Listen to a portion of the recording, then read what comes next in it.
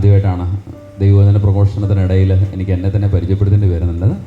എൻ്റെ പേര് ഫാദർ ഷോജി. ആദ്യമായിട്ടാണ് ഈ ദേവാലയത്തിൽ വരിക. ഞാൻ നമ്മളുടെ പുതിയ മോറിവാനിയൻ കോളേജിൻ്റെ വടക്കഞ്ചേരി കോളേജിലെ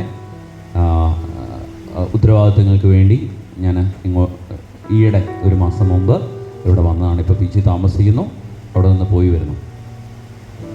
ഇന്ന് നമ്മൾ പെന്തിക്കോസ്തയുടെ തുടർന്നുള്ള ഞായറാഴ്ചകളിൽ നമ്മൾ നിത്യജീവനെക്കുറിച്ചാണ് ചിന്തിക്കുക. ഇതിനപ്പുറമുള്ളൊരു ജീവൻ, അതിനെക്കുറിച്ച് നമ്മൾ ചിന്തിക്കുക. ലേഖന ഭാവത്ത് നമ്മൾ കണ്ടത് ഇങ്ങനെയാണ്: ജഡത്തിന് വേണ്ടി ജീവിച്ചാൽ നമ്മൾ നിശ്ചയമായിട്ടും മരിക്കും. ജഡത്തിന് വേണ്ടിയുള്ള ജീവിതം എന്താണ്? അതിൻ്റെ അകത്ത് ജഡത്തിന് വേണ്ടി ജീവിക്കുമ്പോൾ എന്തൊക്കെയാണ് നമ്മളിൽ ഉണ്ടാവുക? അതാണ് നമ്മൾ ആദ്യം കേട്ടത്. രണ്ടാമത് പറയുന്നത് ആത്മാവിലുള്ള ജീവനെക്കുറിച്ചാണ്. എന്തൊക്കെയാണ്? 9 കാര്യങ്ങളാണ് ആത്മാവിൽ ജീവിക്കുമ്പോൾ ആത്മാവിൻ്റെ ഫലങ്ങൾ. ജഡത്തിൻ്റെ ഫലങ്ങൾ നമ്മൾ കേട്ടു. അതാണ് വിഗ്രഹാരാധന, വ്യഭിചാരം, ദുർവൃത്തി, മദ്യപാനം, മധുരോത്സവം, മാത്സര്യം എന്നൊക്കെ പറഞ്ഞിട്ട് നമ്മളൊരു വലിയ ലിസ്റ്റ് കാണുന്നുണ്ട്. ഇനി 9 കാര്യങ്ങളാണ് പരിശുദ്ധാത്മാവിൻ്റെ ഫലങ്ങളായിട്ട് നമ്മൾ കേട്ടത്. എന്താണ് 9 കാര്യങ്ങൾ? ആർക്കെങ്കിലും പറയാമോ? പരിശുദ്ധാത്മാവിൻ്റെ 9 ഫലങ്ങൾ പിള്ളേർക്ക് ആർക്കെങ്കിലും അറിയാമോ? നമുക്ക് ഇപ്പോൾ പഠിക്കാം. നിങ്ങളെല്ലാവരും ഇന്ന് പഠിച്ച് തീർക്കുവേ. ഇപ്പോൾ തന്നെ എല്ലാവരും പഠിക്കും. അപ്പോൾ 3ൻ്റെ സെറ്റായിട്ടാണ് നമ്മൾ പഠിക്കുന്നത്. 9 കാര്യങ്ങളാണ് നമുക്ക് പഠിക്കാനായിട്ടുള്ളത്. ഓക്കെ, ഞാൻ പറയുമ്പോൾ ഏറ്റു ചെല്ലണേ. 3ൻ്റെ സെറ്റായിട്ട് നമുക്ക് പറയാം. സ്നേഹം, ശാന്തി, ആനന്ദം എന്ന് പറയാമോ? ക്ഷമ, ദയ, നന്മ, വിശ്വസ്തത, സൗമ്യത, ആത്മസംയമനം.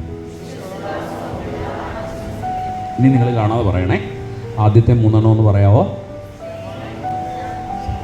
ആനന്ദം. ഓക്കെ, ഒന്നുകൂടെ പറയാമോ? ഇനി രണ്ടാമത്തെ സെറ്റ് എന്തൊക്കെയാ? ക്ഷമ, ദയ, നന്മ.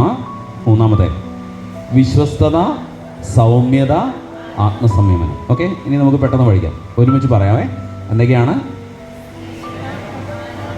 സ്നേഹം, ശാന്തി, ആനന്ദം, ക്ഷമ, ദയ, നന്മ, വിശ്വസ്തത, സൗമ്യത, ആത്മസംയമനം. ഒന്നുകൂടെ ഒന്ന് പറയാവോ? ഓ, വെരി ഗുഡ്. നല്ല സ്റ്റുഡൻസ് ആണ് എല്ലാവരും. ഇനി രണ്ടാമത്തെ സെറ്റ് എന്താ?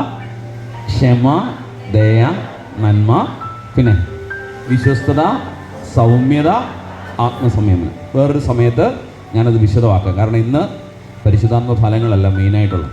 അത് വേറൊരു ദിവസം നമ്മൾ വിശദമായിട്ട് ദൈവം അനുവദിച്ചാൽ നമ്മളത് ഡിസ്കസ് ചെയ്യുന്നതാണ്. ഓക്കെ, ആയുസ്സും ആരോഗ്യമൊക്കെ ഉണ്ടെങ്കിൽ എപ്പോഴെങ്കിലും ഒരിക്കൽ ഞാൻ നിങ്ങളെ ഇത് പഠിപ്പിക്കുന്നതാണ്. ഓക്കെ, ഇന്ന് മെയിൻ തീം ഇതാണ്. ഈ ഈശോ അപ്പം വർദ്ധിപ്പിച്ച് കഴിയുമ്പോൾ പിറ്റേ ദിവസം ജനം വണ്ടി പിടിച്ച് ഈശോയുടെ അടുത്തെത്തുകയാണ്. വള്ളമാണുള്ളത്, വള്ളം പിടിച്ച് ഈശോയുടെ അടുത്തെത്തുക. അപ്പോൾ ഈശോ പറയാണ്, നിങ്ങൾ അടയാളങ്ങൾ കണ്ടിട്ടല്ല, അപ്പം ഭക്ഷിച്ച് തൃപ്തരായതുകൊണ്ടാണ് നിങ്ങൾ എന്നെ തേടി വരുന്നത് എന്ന് പറഞ്ഞു കഴിഞ്ഞാൽ നിങ്ങളുടെ ഉദ്ദേശം എന്താണ്? ഇവിടുന്ന് മാക്സിമം അടിച്ചു മാറ്റിക്കൊണ്ട് പോകുക എന്നുള്ളതാണ്. അതല്ലാതെ ജീവിക്കുന്ന ഒരു ദൈവത്തെ കണ്ടുമുട്ടുക എന്നുള്ളതല്ല നിങ്ങളുടെ ഉദ്ദേശം.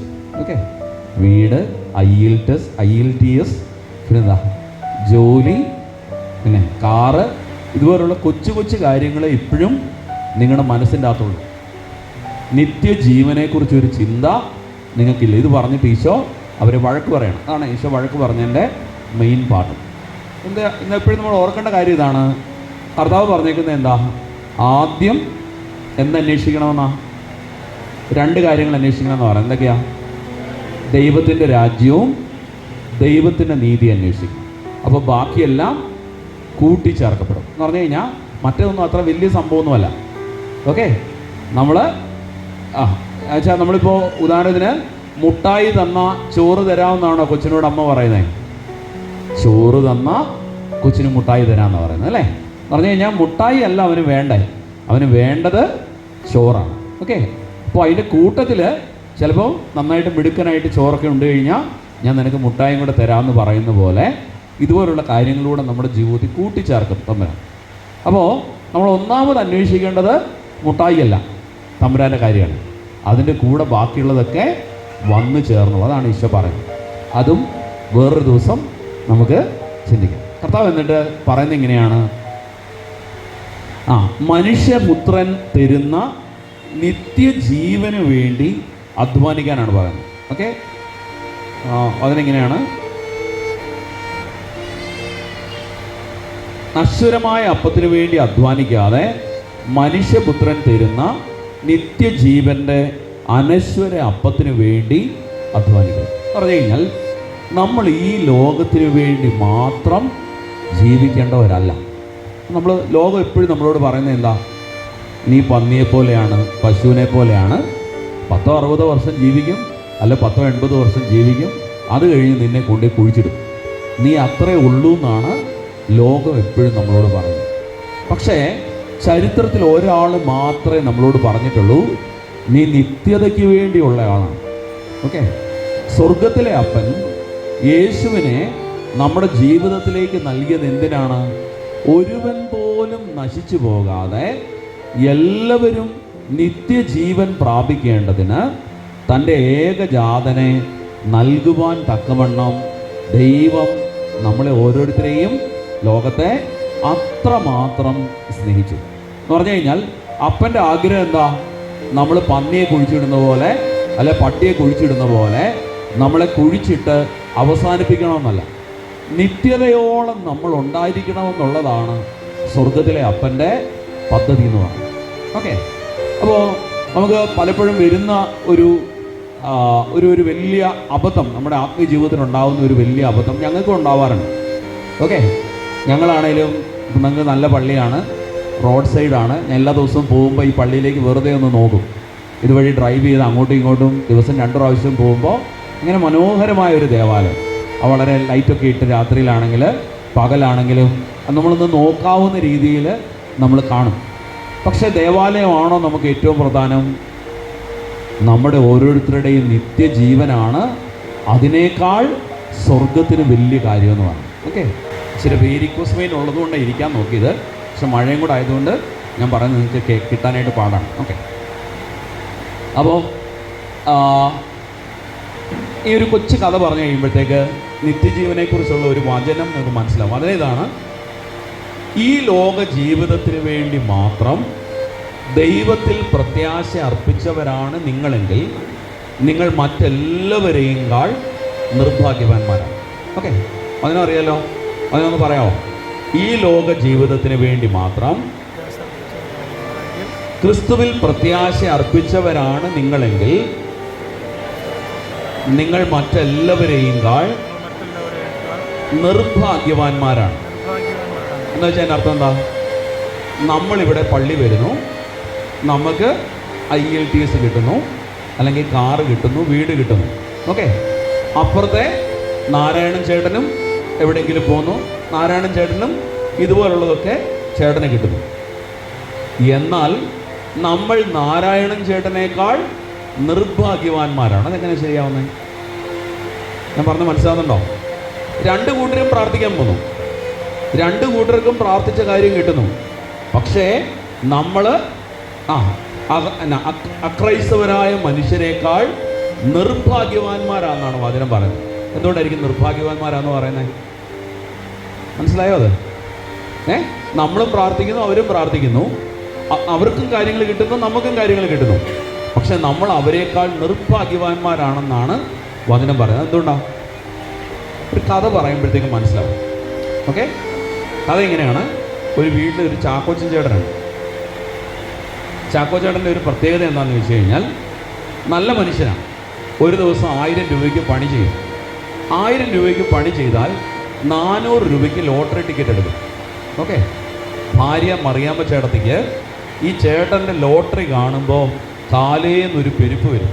ഓക്കെ, എല്ലാ ദിവസവും ഇവർ തമ്മിൽ വഴക്കുള്ള ഒറ്റ കാരണമുള്ളൂ. കള്ളുകൂടിയില്ല, മറ്റു ദുസ്വഭാവം ഒന്നുമില്ല. പക്ഷേ 400 രൂപയ്ക്ക് ഇയാൾ ലോട്ടറി ടിക്കറ്റ് എടുക്കും. ഭയങ്കര ഭക്തിയാണ്. ലോട്ടറി ടിക്കറ്റ് കൊണ്ടുപോയി പ്രാർത്ഥിച്ച് ഈശോയുടെ രൂപത്തിൻ്റെ താഴെ ബൈബിളിൻ്റെ അടിയിൽ കൊണ്ടുപോയി ഈ ചാക്കോച്ചേട്ടൻ വെക്കും. ഭയങ്കര പ്രാർത്ഥനയാണ്. പക്ഷേ ഇത് കാണുമ്പോൾ 15 വർഷമായി പരിപാടി തുടങ്ങിയിട്ട് മറിയാമ്മ ചേട്ടത്തിക്ക് ഈ ലോട്ടറി ടിക്കറ്റ് കാണുമ്പോൾ ഒരു ഒരു ഒരു ഒരു ഒരു വിറയൽ പോലത്തെ ഒരു അനുഭവമാണ്. ഓക്കെ, കാരണം എന്താ, കൊച്ചുങ്ങൾ വല്ലതും കഴിക്കേണ്ട കാശിന് ഇയാൾ ലോട്ടറി എടുക്കുകയാണ്. എല്ലാം കൂടെ ഒരു 10,000-5,000 രൂപ ഇതുവരെ അടിച്ചിട്ടുണ്ട് ഈ 15 വർഷത്തിനിടെ. പക്ഷേ ഇയാൾ ലോട്ടറി ടിക്കറ്റിൻ്റെ സ്വഭാവം നിർത്തുന്നില്ല. അപ്പോൾ അങ്ങനെ ഇരിക്കുമ്പോൾ ഇതുപോലെ ഞായറാഴ്ച തിരിച്ച് വന്ന് ചേട്ടനെതിരെ പറമ്പിൽ എന്തോ പശുവിനുള്ള കാര്യങ്ങളൊക്കെ ചെയ്തുകൊണ്ടിരിക്കുന്ന സമയത്ത് ലോട്ടറി ടിക്കറ്റ് വിറ്റ വർക്ക് ചേട്ടൻ ഓടി വരുന്നു. ഓക്കെ, വർക്ക് ചേട്ടൻ പറയാണ്, എടാ ചാക്കോച്ച, അടിച്ചു, കാരുണ്യയുടെ 1 കോടി നിനക്കാണ്. ഇപ്പോൾ കേരളത്തിലെ ഏറ്റവും ഭാഗ്യവാനായ മനുഷ്യൻ ആരാ? പേര് പറ. ചാക്കോച്ചേട്ടൻ ആണോ? സംശയമുണ്ടോ? ഓക്കെ, ചാക്കോച്ചേട്ടൻ പശുവിൻ്റെ കയറിൻ്റെ കാര്യമൊക്കെ മറന്നുപോയി. പശുവിനെ അവിടെ വിട്ടിട്ട് ഓടി പെരയ്ക്കകത്തോട്ട് കയറി വരികയാണ്. ഓക്കെ, പെരയ്ക്കകത്തോട്ട് കയറി വന്ന് ബൈബിളിൻ്റെ അടിയിലേക്ക് നോക്കുകയാണ്. നോക്കിയപ്പോൾ അവിടെ ടിക്കറ്റ് കാണുന്നില്ല. അപ്പോൾ മറിയാമ്മേ, ഇവിടെ ഇരുന്ന് ടിക്കറ്റ് എന്ത് ചെയ്യുന്നു ചോദിക്കുന്നു. അപ്പോൾ മറിയാമ്മ പറയുന്നു, 1 കിലോ ഉണ്ടായിരുന്നു, ഞാൻ എടുത്ത് കത്തിച്ചതേ ഉള്ളൂ. ഇപ്പോൾ കേരളത്തിലെ ഏറ്റവും നിർഭാഗ്യവാനായ മനുഷ്യൻ ആരാണ്? ചാക്കോച്ചേട്ടൻ അല്ലേ? ചാക്കോച്ചേട്ടൻ എത്ര രൂപയുടെ നഷ്ടമുണ്ട്? എത്ര രൂപയുടെ നഷ്ടമുണ്ട്? 1 കോടിയുടെ നഷ്ടമാണോ 100 രൂപയുടെ നഷ്ടമാണോ? 100 രൂപയല്ലേ മുടക്കിയുള്ളൂ അല്ലേ? ടിക്കറ്റ് എടുത്ത ബാക്കി എല്ലാവരെയും പോലെ ചാക്കോച്ചേട്ടൻ 100 രൂപയെ മുടക്കിയുള്ളൂ. പക്ഷേ ആ 100 രൂപ എന്തായിട്ട് മാറി? 1 കോടിയായിട്ട് മാറിയപ്പോഴാണ് അവൻ്റെ കയ്യിൽ നിന്ന് അത് നഷ്ടപ്പെട്ടത്. മനസ്സിലായോ? ഇതുപോലെ നമ്മൾ ഈ പള്ളിയിലൊക്കെ വന്ന് നമ്മൾ പ്രാർത്ഥിച്ച് ഈശോയെ നമ്മുടെ ജീവിതത്തിൻ്റെ കേന്ദ്രമായി സ്വീകരിച്ചപ്പോൾ നമുക്ക് എന്ത് കിട്ടിത്തുടങ്ങി? നിത്യജീവൻ കിട്ടിത്തുടങ്ങി അല്ലേ? നിത്യജീവന്റെ ഒരു അനുഭവം നമുക്കുണ്ടായി. എന്നിട്ട് അക്രൈസ്തവനായ ക്രിസ്തുവിനെ അറിയാത്ത ഒരു മനുഷ്യനെ പോലെ നമ്മൾ മരിച്ചാൽ ആരാ ഭൂമിയിലെ ഏറ്റവും നിർഭാഗ്യവാനായ മനുഷ്യൻ? 2 കൂട്ടർക്കും 100 രൂപ നഷ്ടമുള്ളൂ. പക്ഷെ നമ്മുടെ 100 എന്തായിട്ട് മാറി? 1 കോടിയായിട്ട് മാറി അല്ലേ? നിത്യജീവനായിട്ട് മാറി. ഇത് മനസ്സിലാക്കിയിട്ട് നമ്മൾ നശിപ്പിച്ചാൽ അത് നമ്മുടെ ജീവിതത്തിലെ ഒരു വലിയ നഷ്ടമാണ്. മനസ്സിലായില്ലേ? ഞാൻ അച്ഛനായിട്ട് നിത്യജീവന് വേണ്ടി ജീവിക്കാതെ ഞാൻ കോളേജിലെ ശമ്പളത്തിന് വേണ്ടി ജീവിച്ചാൽ അല്ലേ 1 കോടി അടിച്ചിട്ട് നഷ്ടപ്പെട്ടു പോയ ഒരാളാവൂല്ലേ ഞാൻ? ആവത്തില്ലേ? ആകൂല്ലേ? അപ്പം നമ്മുടെ എല്ലാം ജീവിതത്തിൽ നമ്മൾ ഓർക്കേണ്ട ഒരു കാര്യം ഇതാണ്. നമുക്കൊക്കെ സ്വർഗം നമുക്ക് നൽകുന്ന ഏറ്റവും വലിയ ദാനം നിത്യജീവൻ്റെ അനുഭവമാണ്. അത് നഷ്ടപ്പെടാതെ നോക്കാൻ സ്വർഗം നമ്മളിൽ നിന്ന് ആഗ്രഹിക്കുന്നു. അതുകൊണ്ട് ഈശോ പറഞ്ഞേ, നശ്വരമായ അപ്പത്തിനു വേണ്ടി അധ്വാനിക്കാതെ മനുഷ്യപുത്രൻ നൽകുന്ന അനശ്വരമായ അപ്പത്തിനു വേണ്ടി അധ്വാനിക്കുക. അപ്പം നാളെ തൊട്ട് ഞാൻ കോളേജിൽ പോകുന്നില്ല, ഞാനിവിടെ ഇരുന്നോളാം എന്ന് പറഞ്ഞാൽ അത് ശരിയാവോ? നമ്മൾ ജോലി എടുക്കണം. പക്ഷെ ജോലി എടുക്കുന്ന എന്തിനു വേണ്ടിയാ? ഇത്രയും നാളും നമ്മൾ ജീവിച്ച എന്തിനാ? നമ്മൾ പറയുന്നില്ല, 1 ജാൺ വയറിന് വേണ്ടിയാ ജീവിച്ചത്. 1 ജാൺ വയറിന് വേണ്ടിയാണ് പട്ടിയും പശുവും ഒക്കെ ജീവിക്കുന്നത് അല്ലേ? നമ്മൾ ജീവിക്കുന്ന എന്തിനു വേണ്ടിയാ? നിത്യജീവന് വേണ്ടിയാ ജീവിക്കുന്നത് അല്ലേ? നിത്യജീവൻ എന്ന് പറഞ്ഞാൽ എന്താ? ഈശോയോടുള്ള സ്നേഹത്തോടെ ലോകം മുഴുവനും വേണ്ടി പ്രാർത്ഥിച്ചുകൊണ്ട് അവനോടുകൂടി നിത്യം വാഴാൻ നമ്മൾ ആഗ്രഹിക്കുന്നതാണ് നിത്യജീവൻ്റെ അനുഭവം. ഓക്കെ, അവിടെ പോയിട്ട് 720 പേരെ കിട്ടുന്നു, അതല്ലെങ്കിൽ മദ്യപ്പുഴ കിട്ടുന്നു, അതിനുവേണ്ടിയല്ല നമ്മൾ ജീവിക്കുന്നത് അല്ലേ? സ്വർഗത്തിലെ അപ്പനോടുള്ള സ്നേഹത്തിൽ നിത്യമായിട്ട് ജീവിക്കാനായിട്ടാണ് നമ്മളെ സ്വർഗം വിളിച്ചിരിക്കുന്നത്. പ്രിയപ്പെട്ടവരെ, ഈ ഒരു ബോധ്യത്തോടെ ഇന്നത്തെ വചനഭാഗത്തെ കാണാനായിട്ട് നമുക്ക് കഴിയണം. നമുക്കൊക്കെ തെറ്റിപ്പോവാം. ചിലപ്പോൾ നിങ്ങളുടെ ഷോജിയച്ചനെ തെറ്റിയേക്കാം. ഷോജിയച്ചൻ നാളെ വണ്ടി ഓടിച്ചു പോകുമ്പോൾ നിങ്ങൾക്ക് തോന്നുകയാണ് ഇയാൾ ഈ ലോക ജീവിതത്തിന് വേണ്ടി മാത്രമാണ് പോകുന്നത്. എന്ത് ചെയ്യണം? കൈ കാണിച്ച് നിർത്തണം. നിർത്തിയിട്ട് പറയണം, ഷോജിയച്ച ഇങ്ങനൊന്നും ജീവിച്ചാൽ പോകണം. ഓക്കെ, 1 കോടി നഷ്ടപ്പെടാൻ സാധ്യതയുണ്ട്. ഓക്കെ, കോളേജിൽ പോയി പഠിപ്പിച്ചോ, പക്ഷേ ഈ പഠിപ്പിക്കുന്നത് എന്തിനു വേണ്ടിയാവണം? നിത്യജീവന് വേണ്ടിയായിരിക്കണം. നിത്യതയെക്കുറിച്ചൊരു ബോധ്യം ഉണ്ടാവണം. എനിക്ക് കാറുണ്ട്, കാർ വാങ്ങിക്കുന്ന പാപമാണോ? അല്ല. എനിക്കിപ്പം വീടില്ല, നിങ്ങൾക്ക് നല്ല വീടുണ്ട്, നല്ല വീടുള്ളത് പാപമാണോ? അല്ല. പക്ഷേ വീടിനപ്പുറമുള്ള ചിലത് നമ്മുടെ മനസ്സിൽ കാണണം, അല്ലേ? കല്യാണം കഴിക്കുന്ന പാപമാണോ? അല്ല. നമുക്കൊരു ജീവിത പങ്കാളി ഉള്ളത് ഒരു ദൈവാനുഗ്രഹം. പക്ഷേ നമ്മൾ അതിനപ്പുറമുള്ളത് നമ്മൾ കാണണം. ഓക്കെ, കുഞ്ഞുങ്ങൾ നല്ലതാണോ? വലിയ ദൈവത്തിൻ്റെ ദാനമാണ് നമ്മുടെ മക്കളെന്ന് പറയുന്നത്. പക്ഷേ മക്കൾക്കും അപ്പുറം നിത്യതയ്ക്ക് വേണ്ടി നമ്മളവരെ വളർത്താനായിട്ട് തുടങ്ങണം. ഓക്കെ, നിത്യത എന്നുള്ളൊരു ബോധ്യം നമ്മുടെ ജീവിതത്തിൽ നമുക്കുണ്ടാവണം. പ്രിയപ്പെട്ടവരെ, ഇന്നത്തെ വചന ഭാഗത്തിൽ ഈശോ പറയുന്നത് ഒരിക്കൽ കൂടെ നമുക്ക് ആവർത്തിക്കാം. എന്താണ് പറയുന്നത്? നശ്വരമായ അപ്പത്തിന് വേണ്ടി നേടിയല്ലേ അധ്വാനിക്കാതെ മനുഷ്യപുത്രൻ നൽകുന്ന അനശ്വരമായ അപ്പത്തിന് വേണ്ടി അധ്വാനിക്കുവിൻ. ഞാൻ നശ്വരമായ അപ്പത്തിന് വേണ്ടിയല്ല, അനശ്വരമായ അപ്പത്തിന് വേണ്ടി അധ്വാനിക്കും. നമുക്ക് പരിശുദ്ധ അമ്മയുടെ മധ്യസ്ഥം ചോദിക്കാം. കൃപ നിറഞ്ഞ മറിയമേ, നിനക്ക് സമാധാനം. നമ്മുടെ കർത്താവിനോട് കൂടെ സ്ത്രീകൾ നീ അനുഗ്രഹിക്കപ്പെട്ടവളാവുന്നു, നിന്റെ ദുരിതം ഫലമായി ഈശോ അനുഗ്രഹിക്കപ്പെടാനാവുന്നു. പരിശുദ്ധ മറിയമേ, തമ്പുരാൻ്റെ അമ്മ, പാപികളായ ഞങ്ങൾക്ക് വേണ്ടി ഇപ്പോഴും ഞങ്ങളുടെ മരണസമയം തമ്പുരാനോട് അപേക്ഷിച്ചുകൊള്ളണമേ. ആണ് പിതാവിനും പുത്രനും പരിശുദ്ധാത്മാവിൻ്റെ സ്തുതി. ഈശോ മിശിഹായിക്ക് സ്തുതി.